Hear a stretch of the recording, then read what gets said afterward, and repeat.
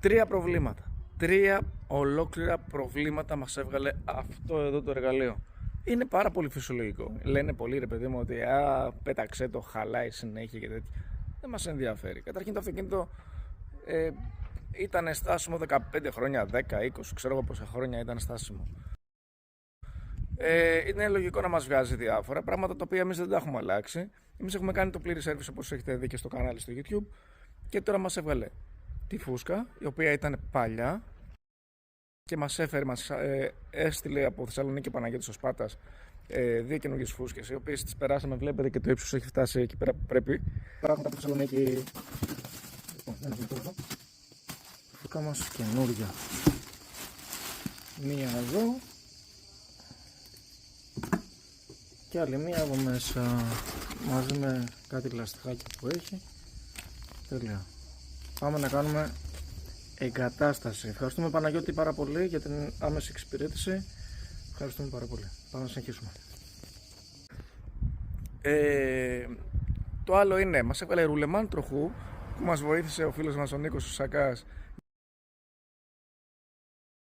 για την αντικατάσταση που ήταν εδώ πέρα στην Κεφαλονιά. Ευχαριστούμε πάρα πολύ τον φίλο μας τον Μπελιά με τα ανταλλακτικά που είναι στο καλάτσι, το ξέρετε που είναι, για το ρουλεμάν και την άμεση ανταπόκριση που το έκανε. Δηλαδή το πήραμε χθες και το στείλε σήμερα και ήρθε το ρουλεμάν, μπαμ μπαμ, το βάλαμε και είμαστε κομπλέ. Ευχαριστούμε πάρα πολύ Νίκο. Και το τελευταίο ήταν η τρόμπα της βενζίνης, η οποία μας άφησε και αυτό στον δρόμο και εμφανίστηκε ο Σταύρος. Εδώ ο φίλος, ευχαριστούμε πάρα πολύ για την εξυπηρέτηση. Πρέπει να μπεις και εσύ μέσα στο κανάλι. Το όνομά σου? Σταύρος. Ο Σταύρος εδώ στην Κεφαλονιά, παιδιά, έχει ένα 4x4 ναβάρα. Εδώ εργαλείο φτιαχμένο, κουμπανό. Τελείως, πήγαμε. Και από το πουθενά και μας εξυπηρέτησε, μας πήγε σε ένα μαγαζί το οποίο θα βρίσκαμε την τρόμπα. Μας περίμενε, την πήραμε, γυρίσαμε και το φτιάξαμε στη μέση του δρόμου. Αλλαγή τρόμπας, βενζίνης, στον δρόμο. Άλλη καλά που βρέθηκε το παλικάρι. Μας είπε που να πάμε, μας πήγε. Πήραμε ένα τρομπάκι. Όπως σας είπα και σε σε ένα βίντεο στο κανάλι μας στο YouTube,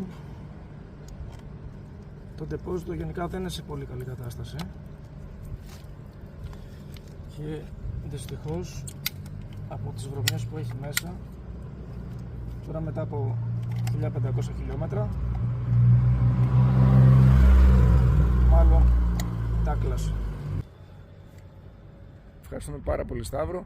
Συμβαίνουν αυτά στα αυτοκίνητα, πόσο μάλιστα όταν είναι παλιά, οπότε